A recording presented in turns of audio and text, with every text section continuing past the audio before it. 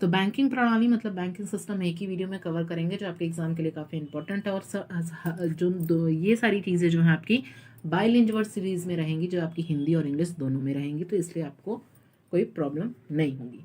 पहले theory discuss करेंगे, फिर उसके बाद हम एमसीक्यू डिस्कस करेंगे, ठीक है। तो देखिए, पहले आप लोग जानते होंगे कि रिजर्व बैंक ऑफ इंडिया का नाम तो सबने सुना ही होगा, आरबीआई का नाम, ठीक है। देखिए, रिजर्व बैंक ऑफ इंडिया अगर हम बात करें, इसमें सबसे इंपॉर्टेंट पॉइंट्स को लेकर चलेंगे। सबसे पहले इसका इस्टेब्लिशमेंट डेट पूछा गया है, ठीक है। सबसे इंपॉर्टेंट है इसका इस्टेब्लिशमेंट डेट, मोस्ट इंपॉर्टेंट। 1 अप्रैल, यहाँ 1985 ना होकर क्या होगा, 1935।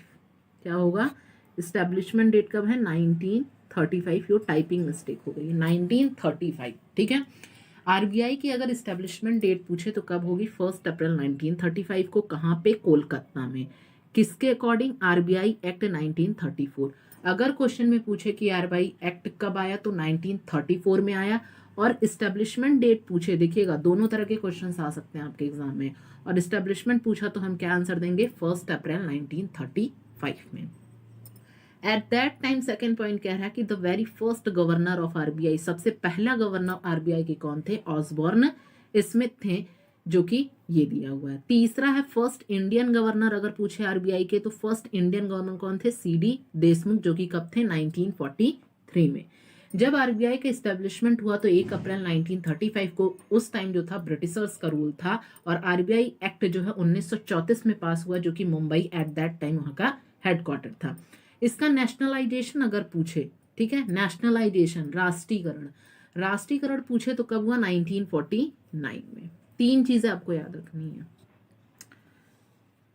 ठीक है, तीन चीजें।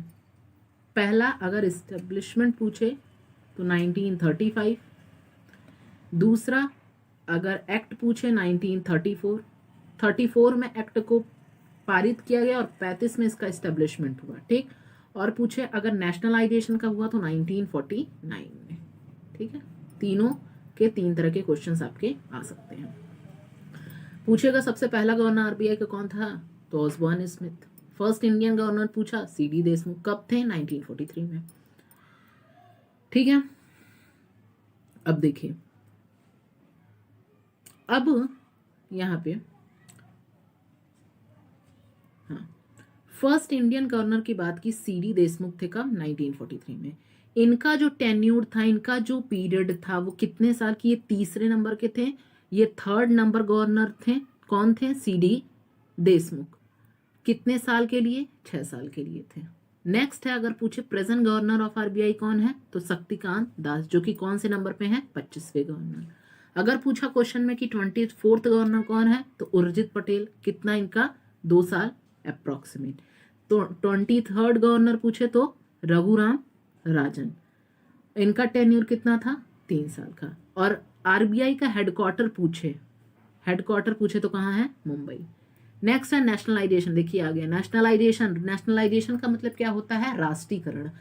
1 जनवरी 1949 को क्या हुआ, आरबीआई का नेशनलाइजेशन हुआ। देखिए, नेशनलाइजेशन का मतलब क्या होता है, राष्ट्रीयकरण। मैं बता देती हूँ कि जब किसी भी बैंक को गवर्नमेंट ऑफ इंडिया अपने अंडरटेकिंग या अधीन पर ले रही है, तो उसे हम किस नाम से जानते हैं, राष्ट्रीयकरण, जिसे हम बोलते हैं नेशनलाइजेशन, ठीक है। तो आरबीआई एक्ट 1934 में पास हुआ, 1935 में इस्टेब्लिशमेंट हुआ, और 1949 में क्या हुआ, इस्टेब्लिशमेंट हुआ। तो ये 3 इंपॉर्टेंट पॉइंट्स थे। अब हम देखेंगे नेशनलाइजेशन बाय इंदिरा गांधी। इंदिरा गांधी द्वारा क्या हुआ, राष्ट्रीयकरण हुआ रिजर्व बैंक ऑफ इंडिया का। तो अगर हम बात करें नेशनलाइजेशन हुआ, तो सबसे इंपॉर्टेंट पॉइंट्स, मैंने सिर्फ यहाँ पे इंपॉर्टेंस जो टर्म्स है एग्जाम पॉइंट ऑफ व्यू से, वही मैंने लिया है। देखिए, इंदिरा गांधी द्वारा जो राष्ट्रीयकरण हुआ, पहला जो हुआ 1969 में, डेट्स काफी इंपॉर्टेंट है। 1969 में क्या हुआ, 14 बैंकों का नेशनलाइजेशन हुआ। 14 बैंक्स को क्या किया, राष्ट्रीयकरण किया गया। तो 1969 में इंदिरा गांधी ने 14 बैंकों का नेशनलाइजेशन किया। मींस कितनी डिपॉजिट्स पे, टोटल डिपॉजिट 50 करोड़ से ज्यादा जाएगी तो उन सारे बैंकों को क्या किया जाएगा, नेशनलाइज्ड किया जाएगा। कब किया गया, 1969 में। नेक्स्ट बताया गया कि 1980 में क्या हुआ, 6 बैंकों को नेशनलाइज्ड किया गया, राष्ट्रीयकरण किया गया विद डिपॉजिट्स ऑफ 200 करोड़। मतलब टोटल डिपॉजिट जो है 200 करोड़ से ज़्यादा पाया जाएगा तो उन सारे बैंकों को क्या है, नेशनलाइज्ड किया जाएगा बाय इंदिरा गांधी। ये दोनों जो हुआ 1969 और 1980 में 14 बैंकों और 6 बैंकों को राष्ट्रीयकरण किया गया, किसके द्वारा, इंदिरा गांधी के द्वारा।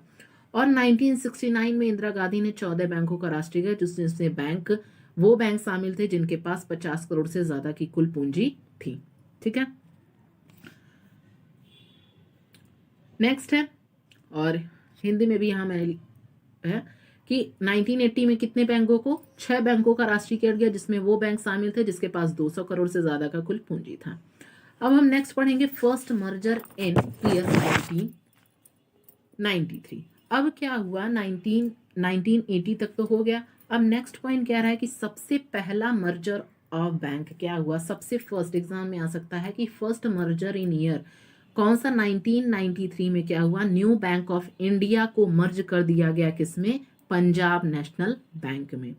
किसमें, कि 1993 में न्यू, यहाँ हिंदी में भी लिखा हुआ है 1993 में क्या हुआ, इंपॉर्टेंट डेट्स है, न्यू बैंक ऑफ इंडिया को किसमें मर्ज कर दिया गया, पंजाब नेशनल बैंक पे मर्ज कर दिया गया। ठीक, दूसरा मर्जर क्या हुआ, सेकेंड मर्जर इन 2018 में क्या हुआ, डेना बैंक को किसमें मर्ज कर दिया गया, Vijaya bank into bank of Baroda. Means Dena bank और विजया बैंक को मर्ज किसमें कर दिया गया, बैंक ऑफ बड़ौदा में। मींस 2018 में दो बैंकों को मर्ज किसमें कर दिया गया, बैंक ऑफ बड़ौदा में। ठीक है, नेक्स्ट है, नेक्स्ट अगर हम बात करें राष्ट्रीयकरण के क्या उद्देश्य, भाई नेशनलाइजेशन, बैंकों का राष्ट्रीयकरण क्यों जरूरी था। पहला है कि वित्तीय निवेश को, समावेश को बढ़ाना। देखिए नेशनलाइजेशन इसलिए किया गया था कि फाइनेंशियल इंक्लूजन को बढ़ाया जाए, मींस ज्यादा से ज्यादा लोगों को बैंक से क्या है, जोड़ा जाए। तो उद्देश्य में पहला क्या है, ऑब्जेक्टिव्स में पहला है increase financial inclusion. Financial inclusion का मतलब वित्तीय समावेश को बढ़ाया जाए, मींस ज्यादा से ज्यादा लोगों को क्या करे, बैंकों से जोड़ा जाए। दूसरा पॉइंट इसलिए किया गया पब्लिक वेलफेयर, जनता का कल्याण। जनता का कल्याण का मतलब ये हुआ कि क्या करना है कि लोगों को क्या है, ज्यादा से ज्यादा बैंकों में जुड़ना और समाज कल्याण के लिए क्या हुआ, मींस जनता का कल्याण करने के रेशनलाइजेशन किया गया, राष्ट्रीयकरण किया गया।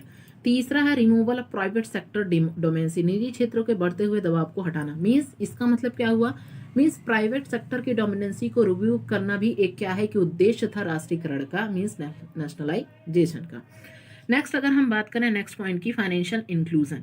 फाइनेंशियल इंक्लूजन मैंने कहा कि यही बताया गया है कि connecting maximum population with banking system, means ज्यादा से ज्यादा लोगों को बैंकों से जोड़ना, ये फाइनेंशियल इंक्लूजन में आता है। ठीक है, तो ये था ऑब्जेक्टिव्स आपके किसके, नेशनलाइजेशन के उद्देश्य थे। अब हम क्या पढ़ेंगे, मॉनेटरी पॉलिसीज। अब देखिए मॉनेटरी पॉलिसीज मैंने बहुत सारे वीडियोस में आपको डिस्कस भी किया है कि मौद्रिक जो नीतियां होती क्या है। तो मॉनेटरी पॉलिसीज क्या होती हैं, क्या होती हैं उसको हम पहले डिटेल में समझते हैं। फिर से मॉनेटरी पॉलिसीज हम पढ़ेंगे। अब मौद्रिक नीतियां क्या है आरबीआई की, देखिए all those policies which are used to regulate liquidity in economy. RBI की मौद्रिक प्रणाली में वो सारी नीतियां जो तरलता को संचालन करे वो क्या होती है, मौद्रिक नीतियां। मतलब लिक्विडिटी का मतलब क्या होता है, तरलता। तरलता का मतलब क्या होता है कि कैश फ्लो, मींस हमारे पास प्रेजेंटली बाजार में कितना कैश फ्लो है, that is called liquidity. Means monetary policy की अगर हम बात करें तो मॉनेटरी पॉलिसी कोई भी ऐसी पॉलिसी जो कि स्पेशली इसलिए बनाई जा रही ताकि हमारे बाजार में लिक्विडिटी, तरलता का संचालन कर सके या किया जा सके।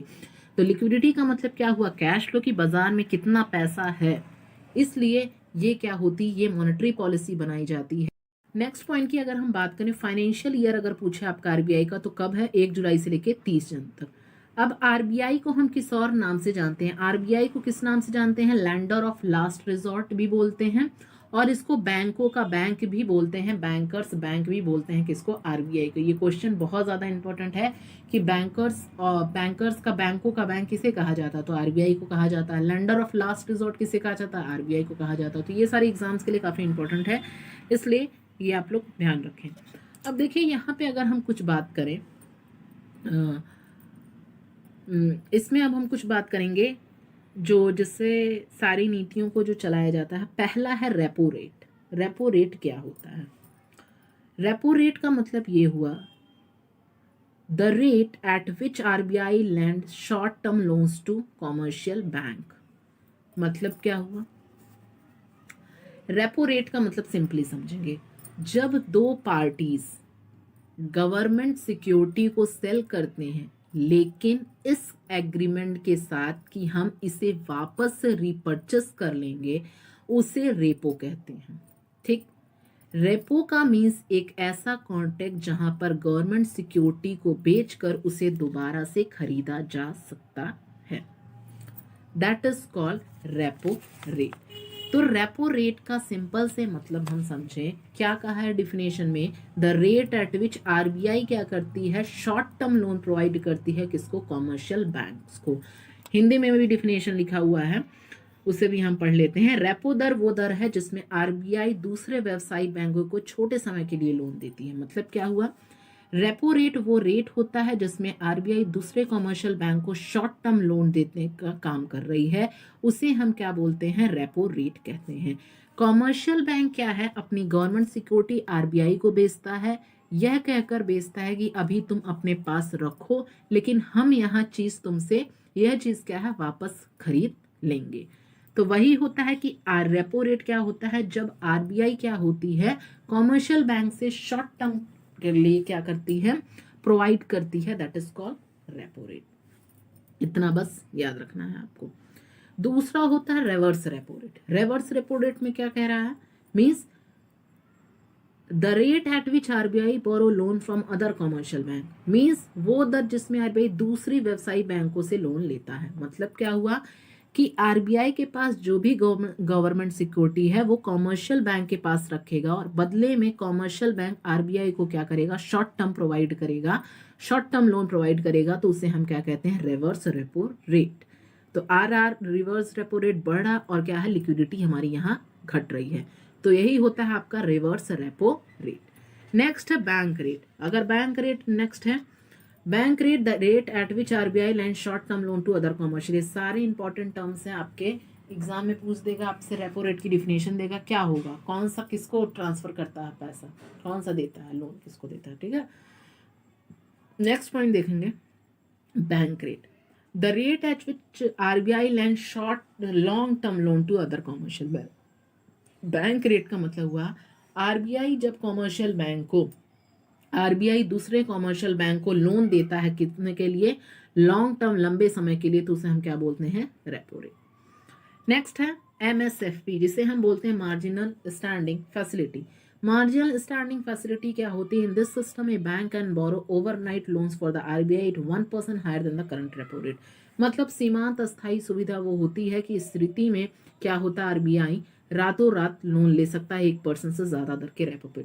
मार्जिनल स्टैंडिंग फैसिलिटी आप समझिएगा, एग्जाम के लिए काफी इंपॉर्टेंट है। आरबीआई कॉमर्शियल बैंक को 24 घंटे के लिए लोन दे रहा है। अगर 24 घंटे की बात करें, ऐसा कौन सा है, तो मार्जिनल स्टैंडिंग फैसिलिटी, जिसे हम एमएसएफपी बोलते हैं। ये आरबीआई क्या होता है, कॉमर्शियल बैंक को 24 घंटे के लिए लोन प्रोवाइड करता है, दैट इज कॉल्ड एमएसएफ, जिसे मार्जिनल स्टैंडिंग फैसिलिटी बोलते हैं।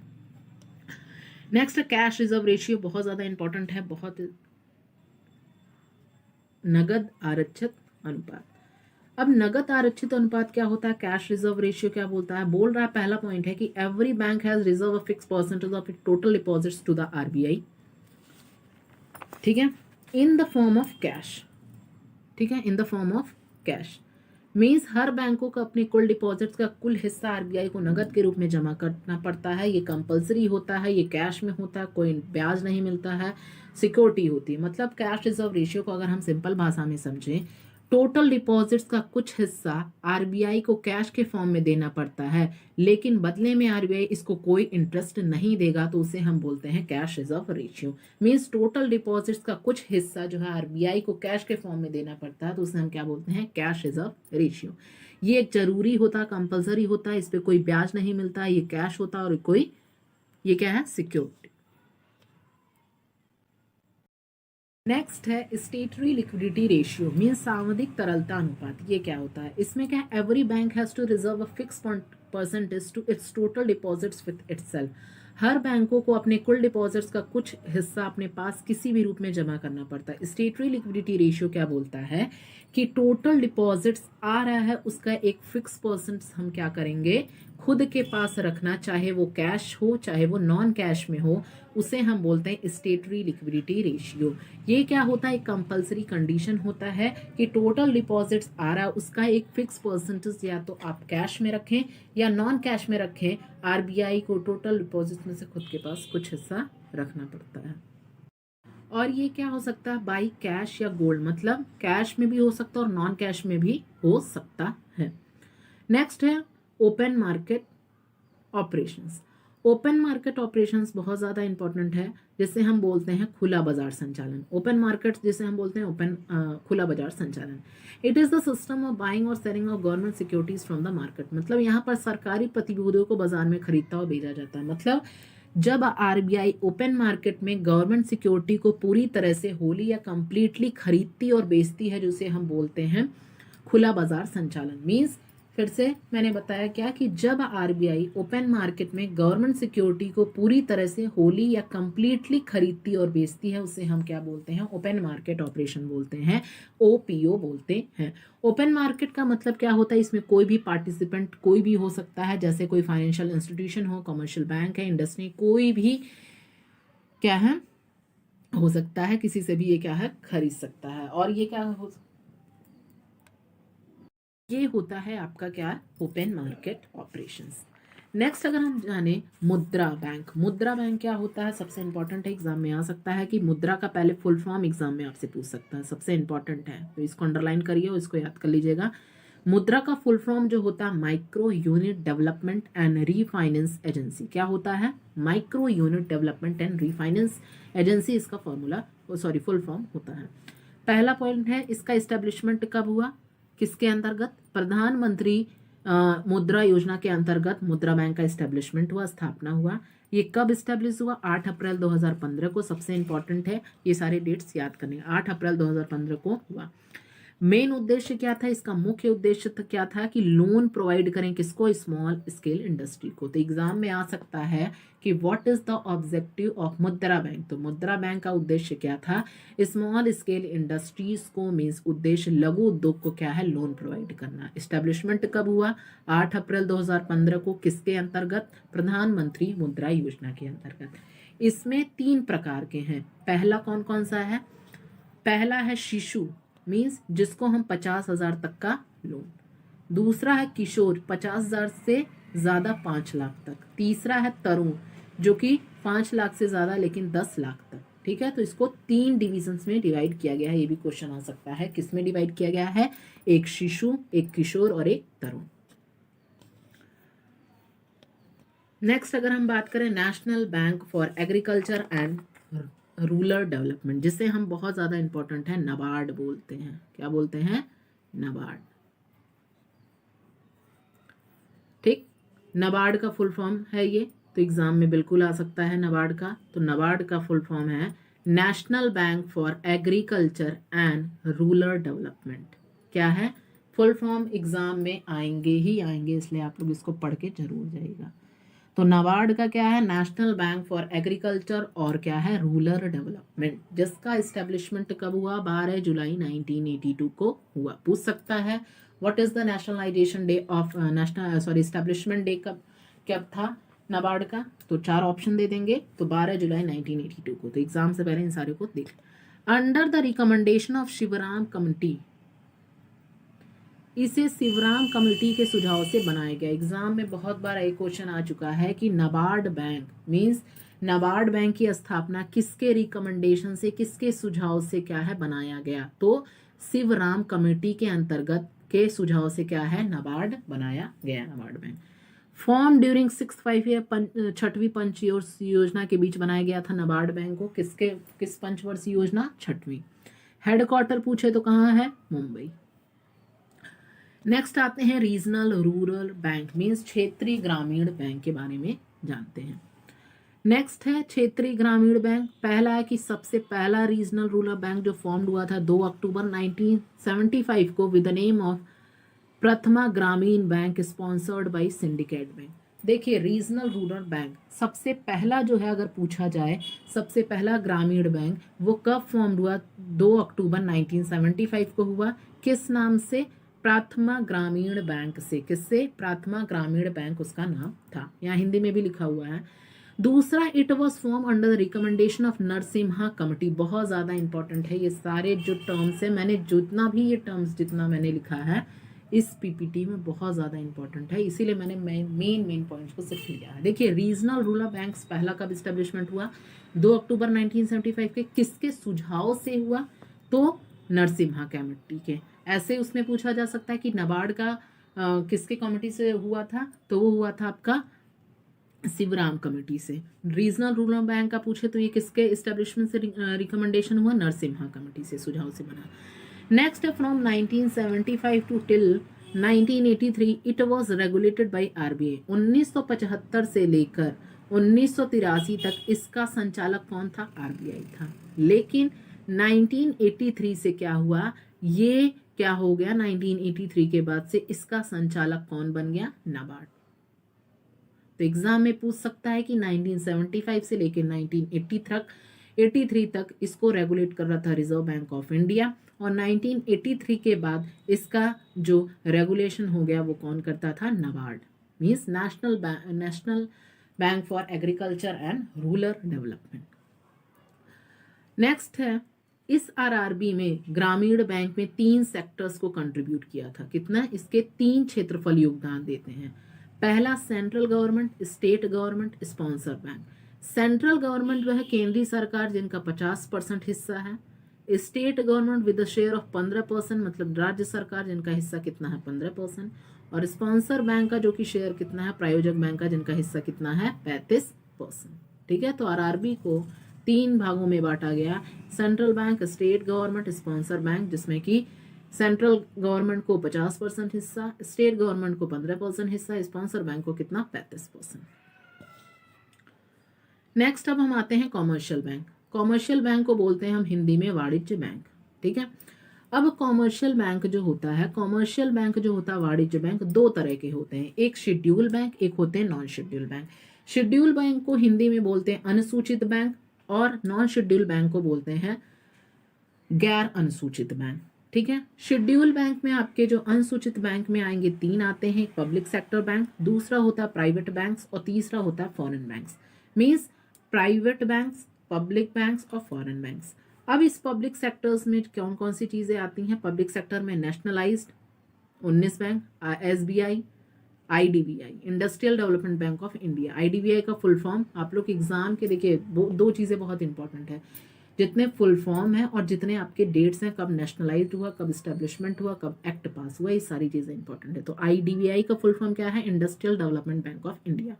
तो कॉमर्शियल बैंक, वाणिज्य बैंक के 2 टाइप्स होते हैं, एक शेड्यूल, एक नॉन शेड्यूल, एक अनुसूचित और गैर अनुसूचित।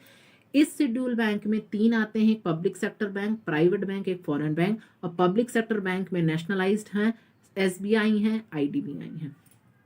अब देखिए, अब हम पढ़ेंगे जो एसबीआई का जो क्या होता है, एसबीआई किस किस में मर्ज हुआ और उसके चीज़ों के बारे में हम देखेंगे। अब देखिए, आरबीआई बोल रहे हैं, SBI, state bank of India. SBI merge with associates BMB, भारतीय महिला बैंक, इंटू 1 अप्रैल 2017। देखिए, स्टेट बैंक ऑफ इंडिया का नेशनलाइजेशन कब हुआ? 1955। नोट कर लीजिएगा, कब हुआ? 1955। इसमें क्या हुआ? इसने मर्ज्ड किया एसोसिएट्स किससे? भारतीय महिला बैंक से। कब हुआ? 1 अप्रैल 2017 को। इंपॉर्टेंट है, इसको लिख लीजिएगा, 1 अप्रैल 2017 को मर्ज्ड हुआ। अब एसबीआई एसोसिएट्स के क्या कितने थे? SBI associated of banks are, इसमें कौन कौन से थे? एग्जाम में ऑप्शंस दे देगा, इसमें से कौन नहीं थे, तो आपको टिक करना है या कि इसमें से कौन थे, तो याद करने जरूरी हैं। State bank of Patiala, state bank of Bikaner and Jaipur, state bank of Hyderabad, state bank of Mysore and state bank of Travancore. मतलब ये था कि इसमें एसबीआई के ये सब क्या थे? एसोसिएट्स बैंक थे। अब हम जानेंगे शेड्यूल बैंक्स क्या होते हैं। शेड्यूल बैंक जिसे हम बोलते हैं अनुसूचित बैंक। शेड्यूल बैंक को हम हिंदी बोलते हैं अनुसूचित बैंक। All these which are registered under 2nd schedule of RBI act, means वो सारे बैंक जो आरबीआई एक्ट 1934 के अंदर दूसरी सूची में रजिस्टर्ड है। शेड्यूल बैंक वो बैंक होते हैं, कोई भी बैंक आरबीआई एक्ट 1934 के सेकंड शेड्यूल के अंदर रजिस्टर्ड है, उसे हम क्या बोलते हैं, शेड्यूल बैंक। ठीक है, मींस वो आरबीआई के अंदर रजिस्टर्ड होने चाहिए, that is called schedule bank. किसके, आरबीआई एक्ट 1934 के अंदर सेकंड शेड्यूल के। नेक्स्ट अगर हम पब्लिक शेड्यूल में पहला कौन सा है, पब्लिक बैंक। पब्लिक बैंक्स किसे हम बोलते हैं, all those banks in which government share is more than और इक्वल टू 51।